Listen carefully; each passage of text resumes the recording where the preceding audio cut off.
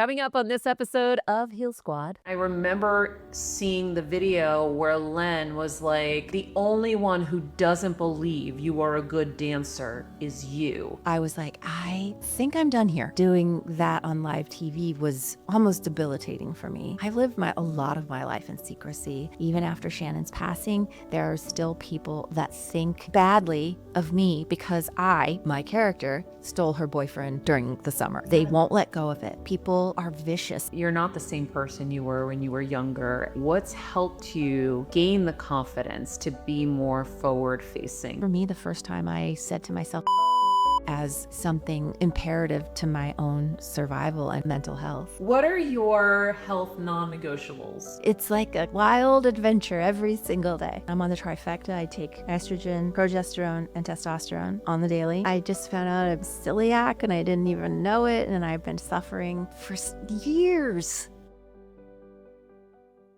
Hello, Heal Squad. We are back with Jennie Garth. If you missed part 1, go back and listen. We talked about how Jennie climbed out of one of the hardest chapters of her life, found joy again, and processed the unexpected grief of leaving 90210. Today, we're picking up with why Jennie spent so many years dimming her light and what finally made her stop. Plus, we're talking 90210, Dancing with the Stars, menopause, and HRT, and the brand new celiac diagnosis she never saw coming. And of course, how I Choose Me went from an iconic TV line to the philosophy guiding her life today. All right, let's jump back in. Therapy, books, podcasts, coaching. I have done it all, friends. But every time life got overwhelming, I'd still find myself slipping back into old patterns. That's when I created a guide back to myself, who I am at my core, not who everyone thought I should be.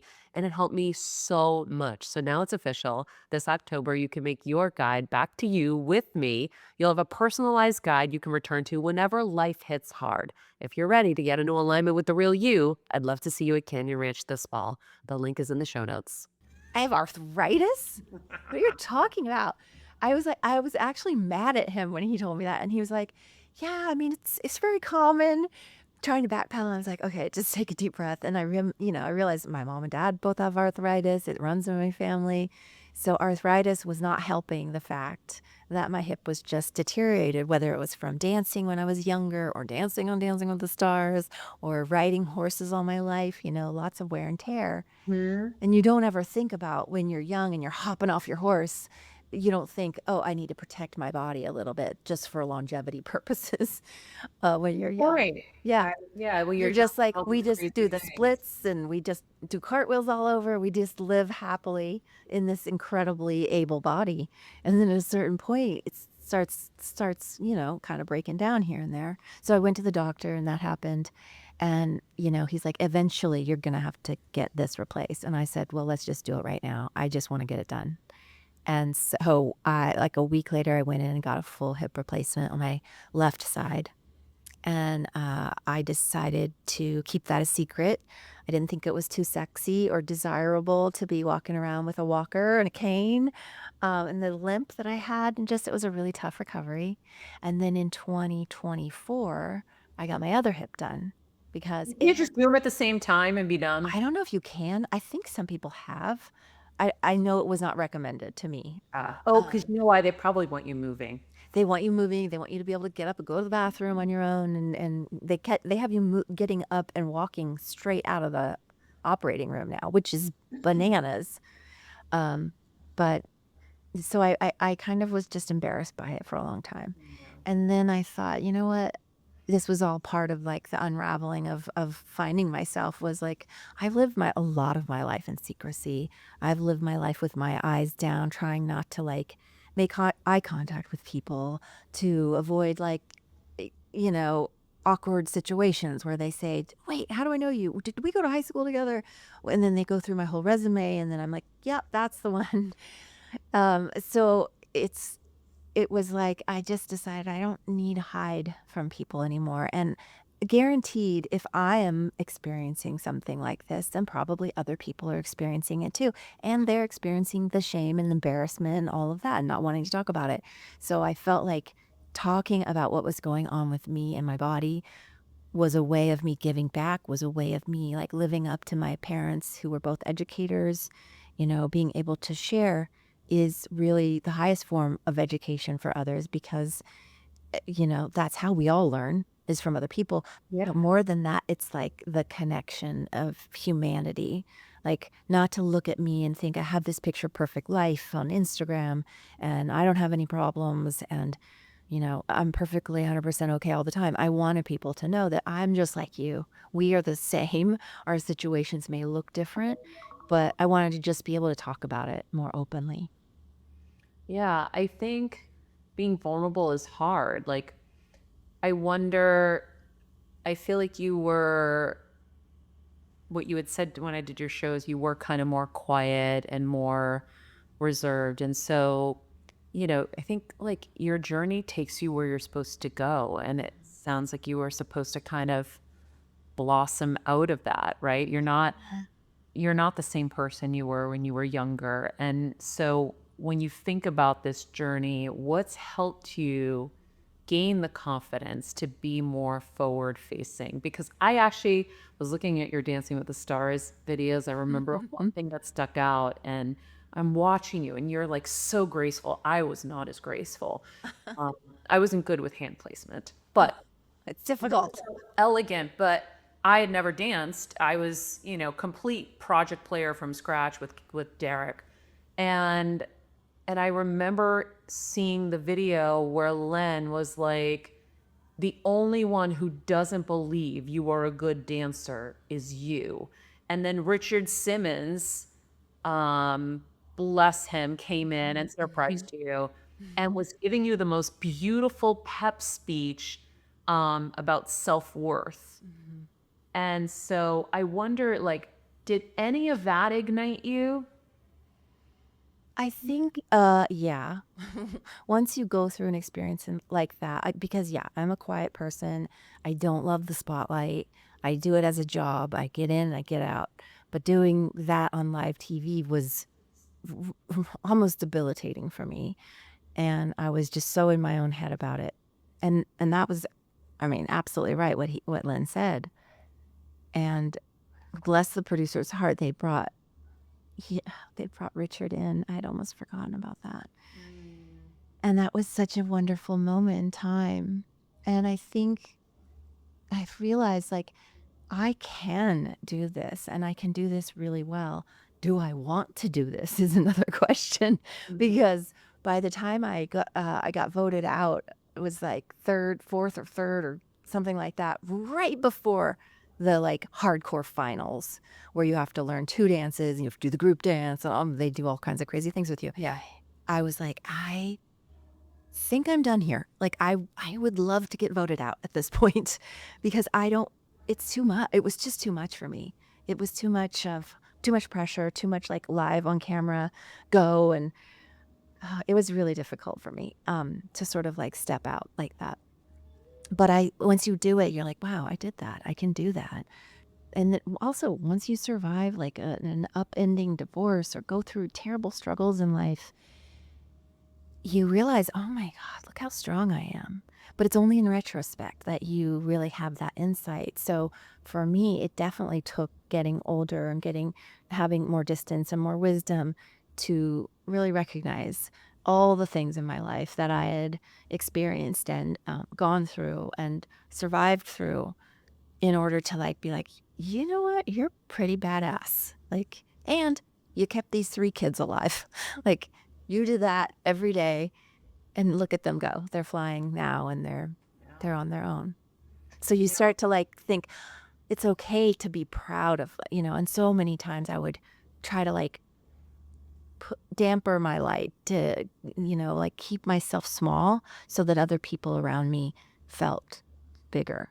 And I just decided that I was done with that, and it wasn't until someone, I think it was a therapist, or maybe it was a therapist. And she said to me, Jennie, it's okay to be amazing. I was like, it is? Like, I shouldn't, hide myself to make other people feel good. And she was like, no, you get to be amazing in this lifetime. And it really like sunk in to me that not only do I get to be amazing, but we all get to be amazing. And if we could walk around knowing that and having that inner confidence that you can only get from inside, and after you've done that deep work and after you've taken a good hard look at your life, the highs and the lows, that you come to the place where that was for me the first time I said to myself, I love you. Like, that was the first time that I acknowledged loving myself as not something selfish or egotistical, but as something imperative to my own survival and mental health. Do And you know that was the change. why? I'm sorry, I thought you were done. My bad. Do you know why you were thinking that way? Like, where did that whole mindset come from? The needing to dim my light.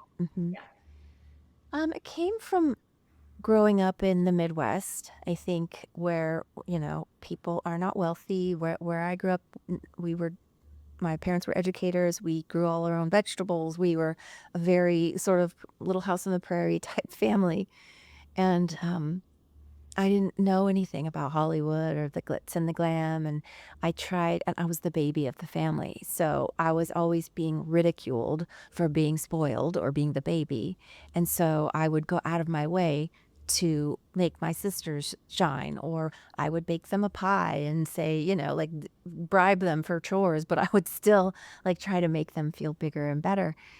And I think it was from childhood. I think it was from my early experiences on sets of that kind of competition, that feeling between other young girls at the time. And I also think it was my relationship that I was I was 23 when I had my first baby. And I think there was a lot of dynamics within that relationship that I felt the need to take a back seat sometimes, as much as I could, even though I was, at the height of my fame. Star in the world. Yeah, I was always like, it's not about me, it's about you, or you should go first, or, and it wasn't that I was a people pleaser, because I don't really think I'm a people pleaser. I want people to be happy, and I want the important people in my life to love me.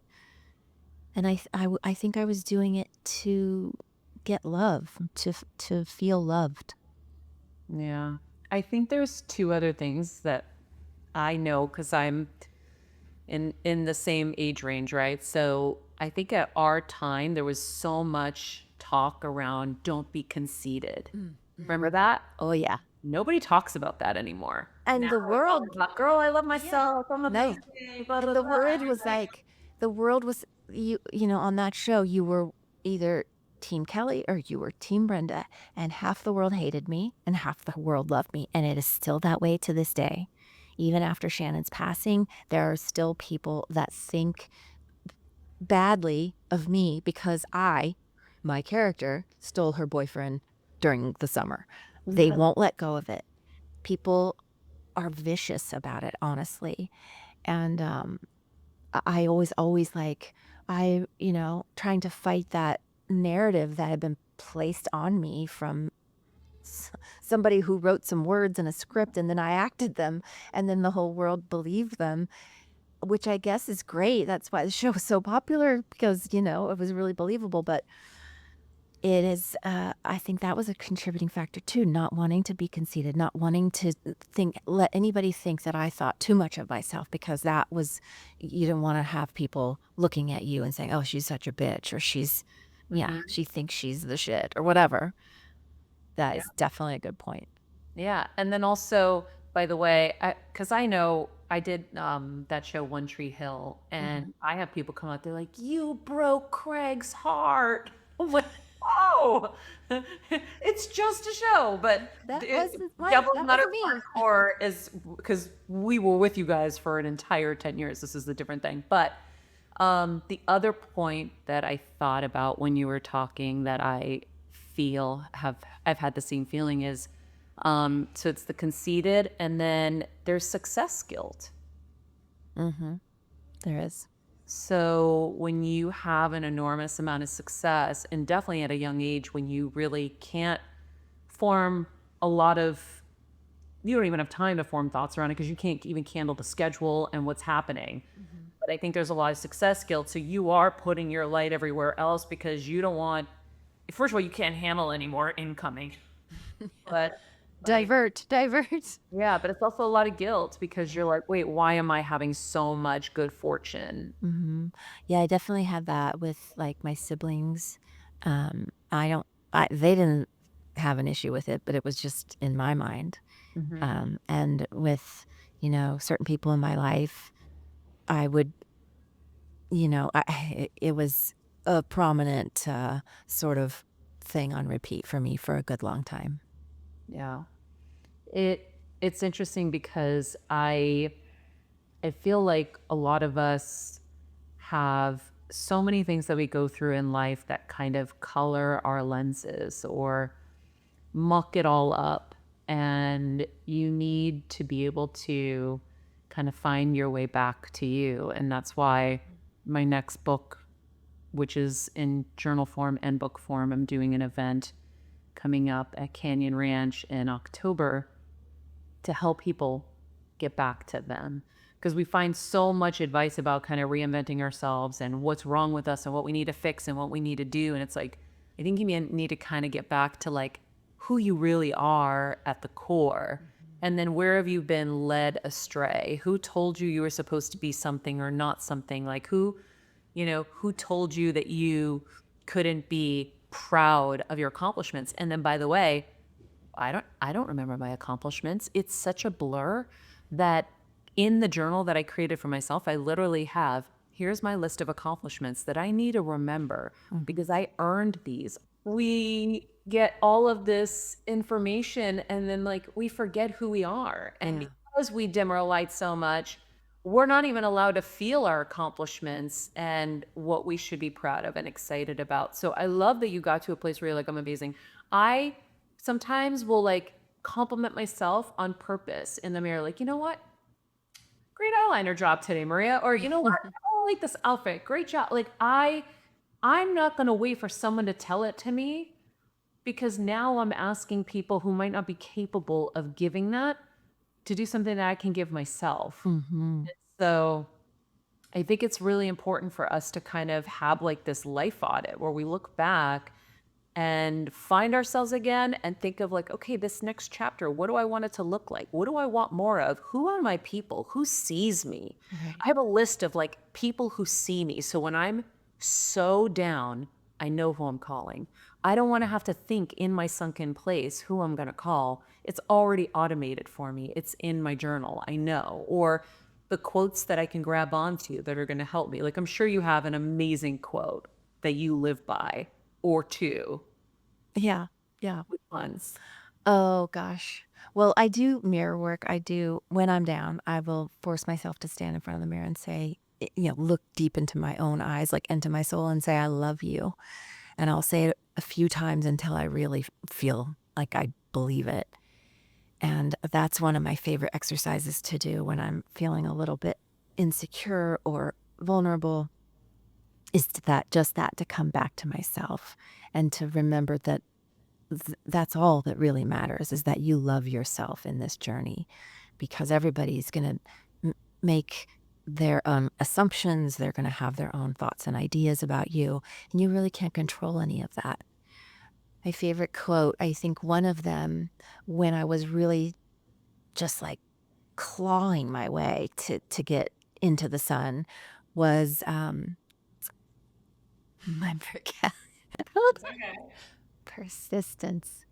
It's about persistence. Oh my God. I learned it from the movie with that guy, Mr. Mom, the actor guy.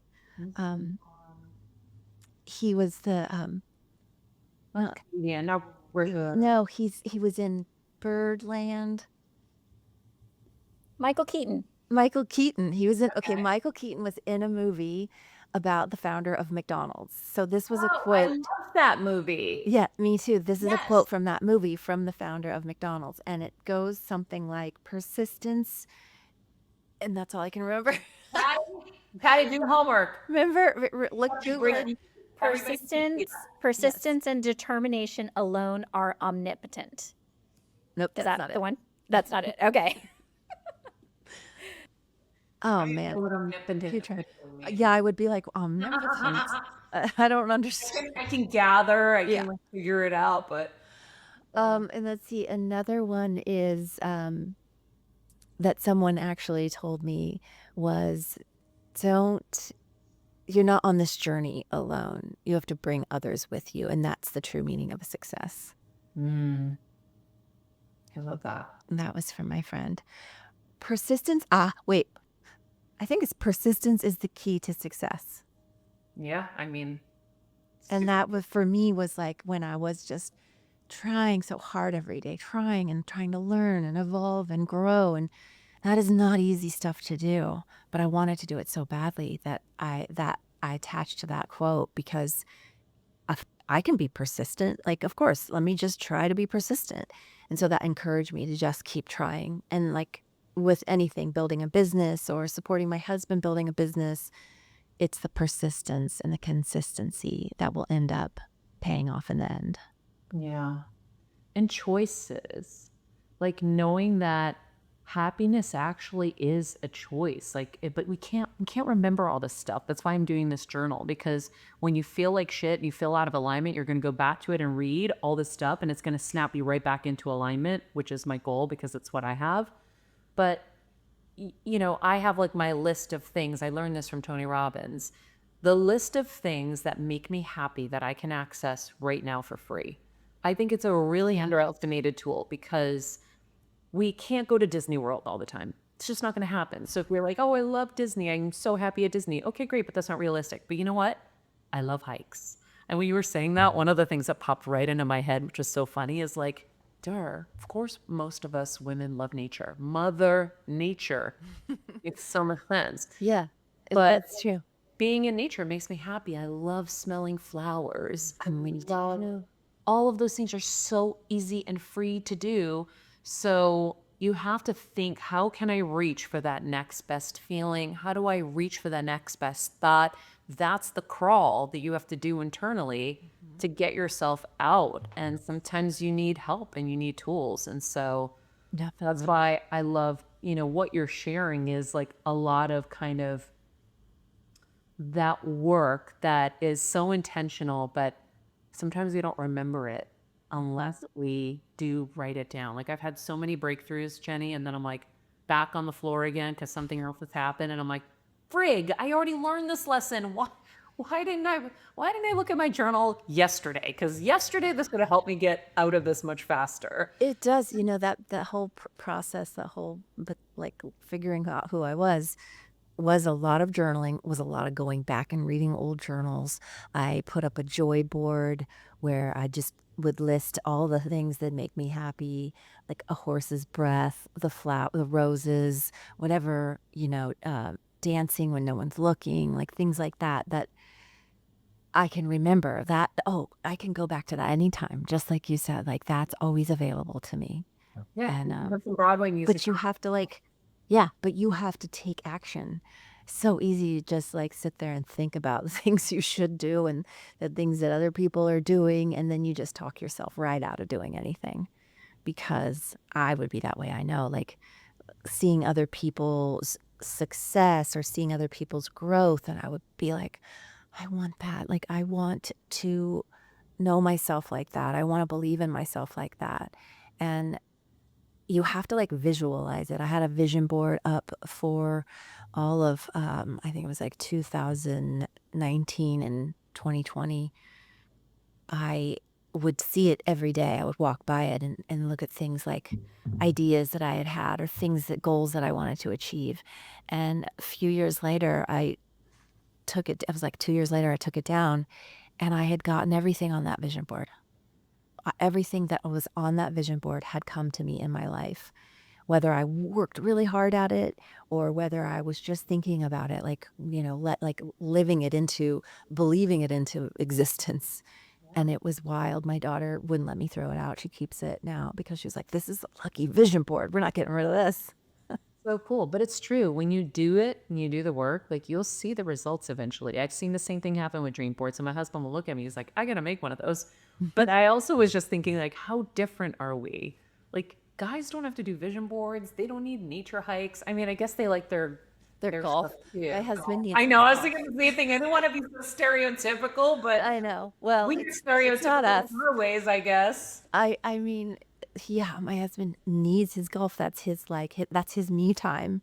Even if he's with his friends, that's his like socialization. Because he's a bar restaurant owner and he works at the bar every day and he talks to people all day long, as the owner and tries to smooth things over, puts out fires, all the things. And when he comes home, he doesn't want to talk to anybody. He's just very quiet. And, he'll come back after a few minutes, but he needs that time to like recharge. And he says when he goes golfing, he's out in nature. It's so quiet. And I golf too, so I understand it. It's you against yourself. There's no outside competition. It's just golfing is, it's very therapeutic. I love that. I would have never known that you were a golfer. I know. Well, we moved by a golf course, so I was like, guess I'll give it a go. And now I'm playing. I love playing. That's for fun.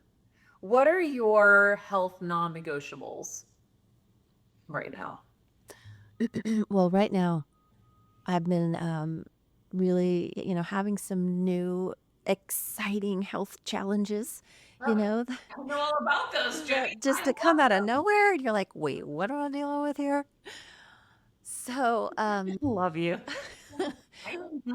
they're so fun.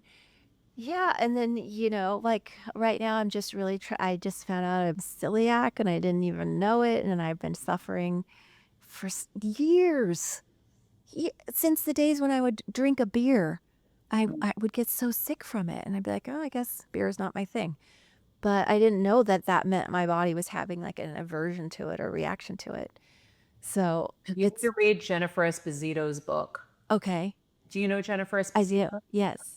So first of all, if you haven't seen her movie, Fresh Kills, It's so good. I saw it.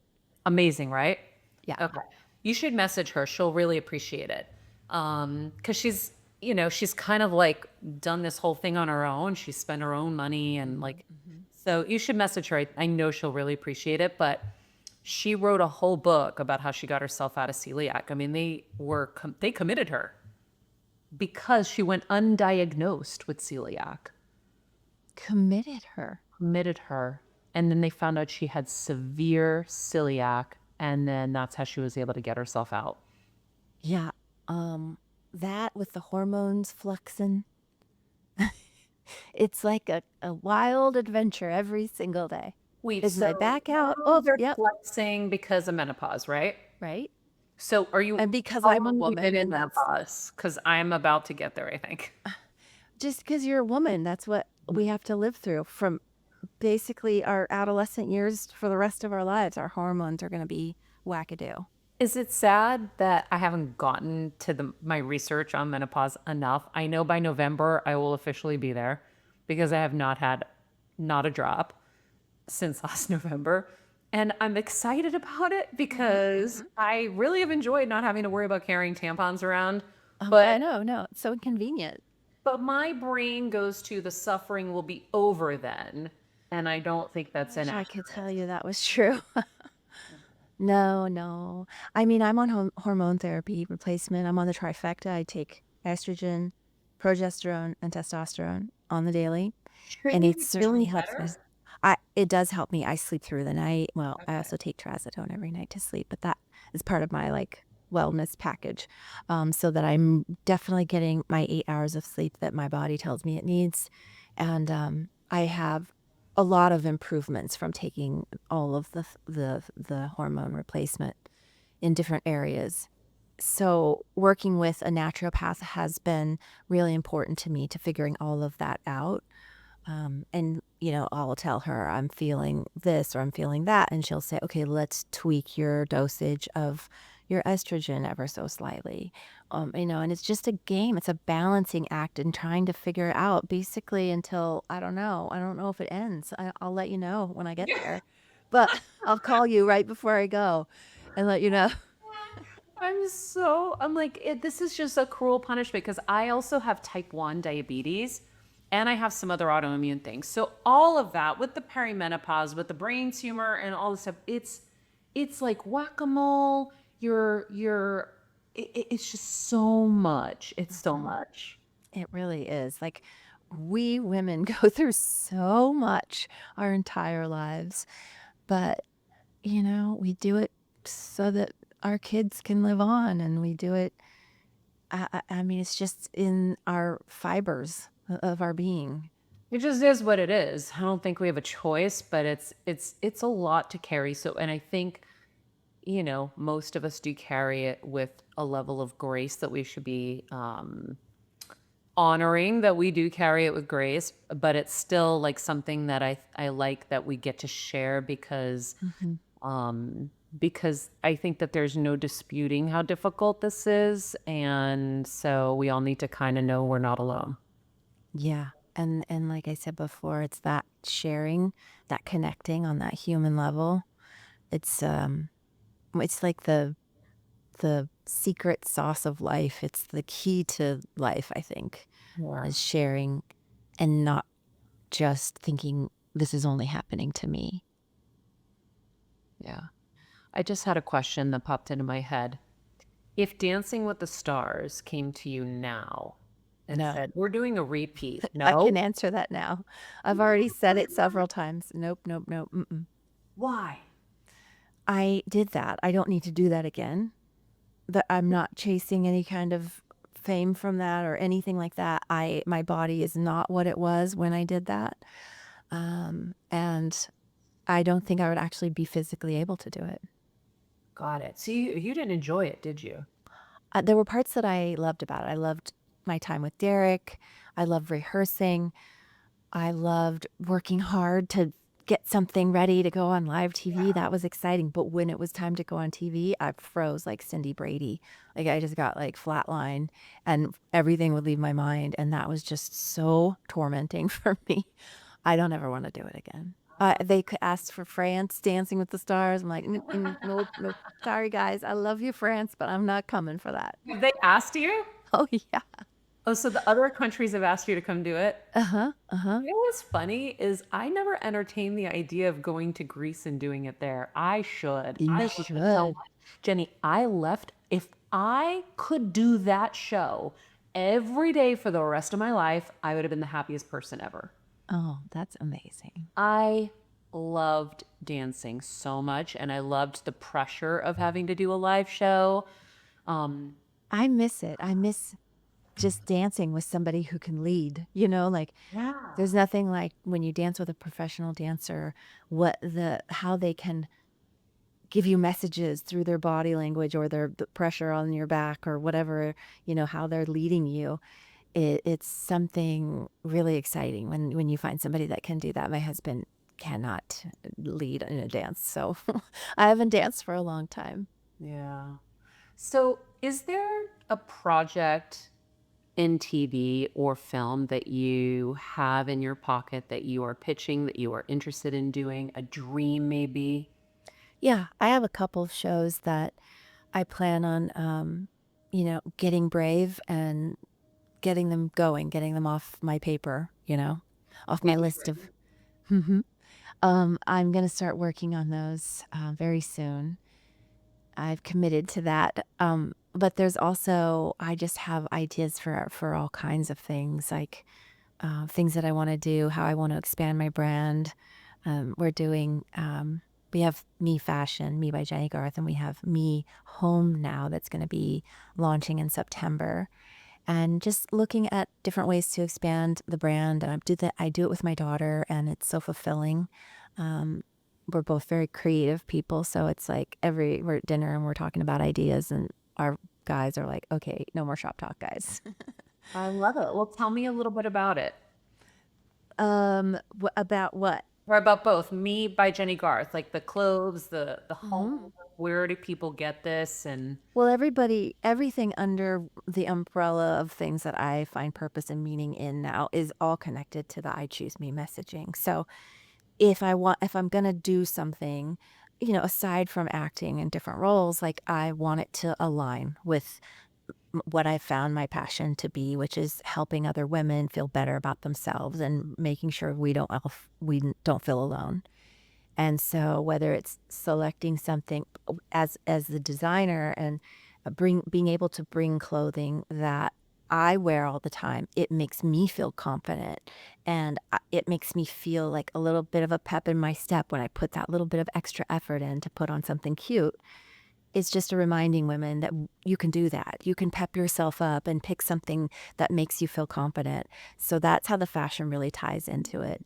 And then the home is about creating a space that is nourishing to your soul and your recovery, because when you come home, you need that time to like get your energy back for the next time you go out. So creating really serene, sort of grounded, earthy spaces for people. So through design, I was just talking to somebody the other day about doing Me Pet, and just like there's so many different things that it could fall under.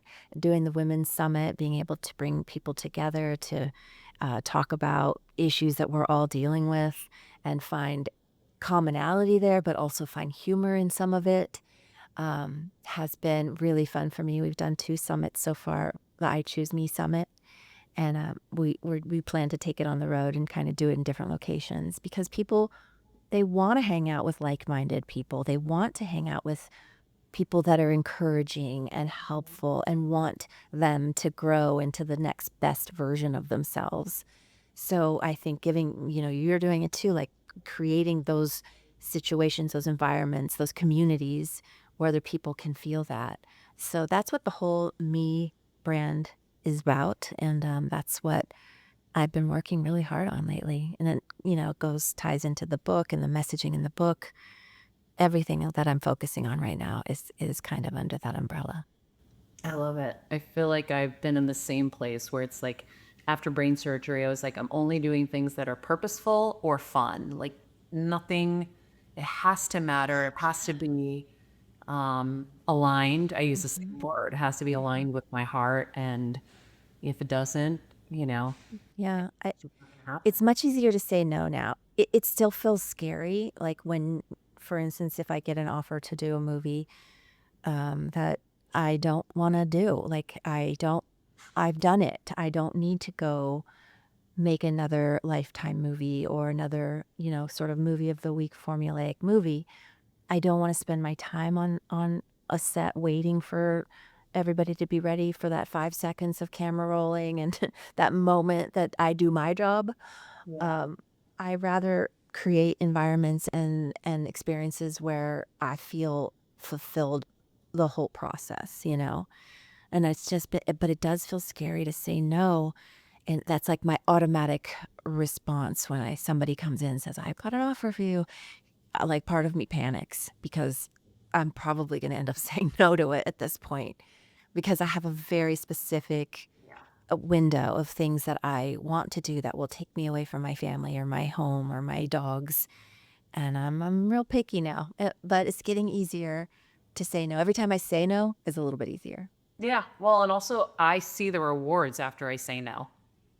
Yeah. Or you do, where you're like, oh, thank God. And the world didn't collapse. It's all good.